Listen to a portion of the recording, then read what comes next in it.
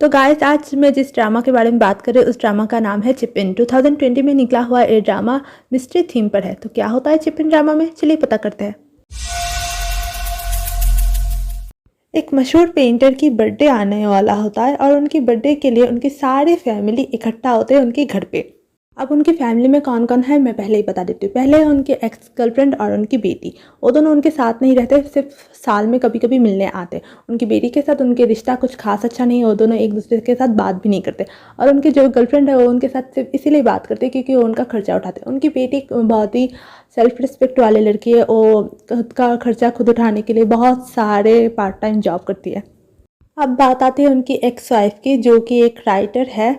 उन दोनों का डिवोर्स बहुत साल पहले हो गया है, पर पता नहीं क्यों अब वो एक साथ रहते हैं। उनको देख के लगता है कि एक परफेक्ट सा कपल जो एक साथ रहने में बहुत खुश है, पर एक्चुअल में ऐसा है नहीं। अब बात आती है पेंटर के भाई की, जो कि एक कॉन आर्टिस्ट है और फ्रॉड केस में बहुत बार जेल में जा चुके। उनकी एक बेटी भी है जिनको पेंटर ने बड़ा किया है क्योंकि उसके पापा तो जेल पे ही रहते हैं। उनकी बेटी जो है वो बहुत ही कूल है, उसे किसी भी चीज़ से फ़र्क नहीं पड़ता, बहुत ही स्ट्रांग एक कैरेक्टर है। अब ये है पेंटर के भाई का बेटा। अपने पेरेंट्स की मौत के बाद ये पेंटर के साथ ही रहता है। ये एक लॉ स्कूल में पढ़ता है जिसका खर्चा पेंटर उठाता है। पूरे फैमिली में ना अगर किसी के साथ पेंटर के अच्छा रिलेशन है तो ये लड़का है। अब ये औरत इस पूरे घर की इकलौती सर्वेंट है जिनका बहुत सालों से पगार नहीं बढ़ रहा क्योंकि पेंटर ने उनको बोला है कि उनकी मौत के बाद वो अपनी प्रॉपर्टी का एक बड़ा हिस्सा इस औरत को देने वाले। और इसी आशा में वो इस घर में सब कुछ सह के काम कर रही है। और तो कुछ भी टूटे फूटे और गलती होना तो उनको एपोलॉजी लेटर भी लिखना पड़ता है। अब आखिर में ये है पेंटर के चाइल्डहुड फ्रेंड, जो कि पेंटर के साथ ही रहते हैं। पेंटर उनके साथ कुछ अच्छा व्यवहार नहीं करते, हमेशा उनको नीचा दिखाते रहते, पर फिर भी ये कुछ कहते नहीं। ये थोड़ा सा पुशओवर है और केयर टेकर जैसे ही रहते हैं इनके घर पे। अब जो हमारे पेंटर है उनका करियर बहुत ही सक्सेसफुल रहा। जितना सक्सेसफुल उनका करियर था उनके फैमिली के साथ उनकी रिलेशन उतनी ही ख़राब है। अब इसमें उन बेचारों की कोई गलती भी नहीं है। ये पेंटर इतने घमंडी है और इतने अखड़ू है, लोगों को नीचा दिखाना उनकी हॉबी में से एक है। उनकी फैमिली के लोग उन्हें सिर्फ इसीलिए झेल रहे कि उनके गुजरने के बाद उनकी प्रॉपर्टी इन में लोगों को ही मिलेगा।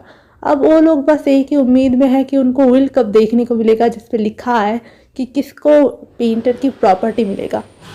अब जैसा कि मैंने पहले ही बताया था कि ये पूरी फैमिली इकट्ठा हुए पेंटर की बर्थडे सेलिब्रेट करने के लिए। और बर्थडे सेलिब्रेशन अच्छे से होता भी है, पर कुछ ऐसा होता है जो नहीं होना चाहिए था। पेंटर की बर्थडे की रात को ही किसी ने उनका मर्डर कर लिया है। और सीसीटीवी फुटेज से ये पता चला है कि ना तो कोई अंदर से बाहर गया है, ना तो कोई बाहर से अंदर आया है। मतलब इन लोगों में से किसी ने उनका मर्डर किया है।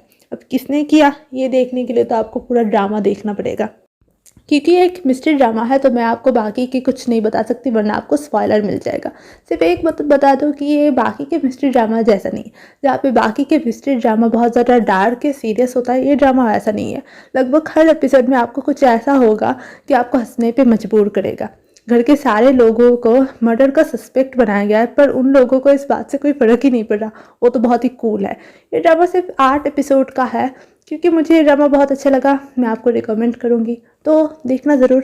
제가 형님을 위해 노래 한 곡 먼저 띄워드리도록 하겠습니다. 알았어, 시끄러. 어머, 그러면 제가 써왔는데. 사랑하는 빛나 아빠 생신 축하 나이 됐어.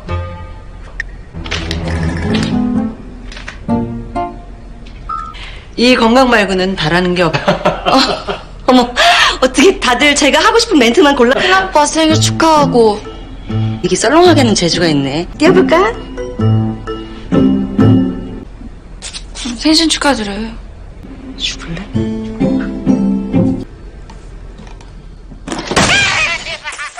तो गाइस आज का वीडियो यही तक ही था। मिलते हैं आपसे नेक्स्ट वीडियो में, तब तक के लिए स्टे गोल्ड।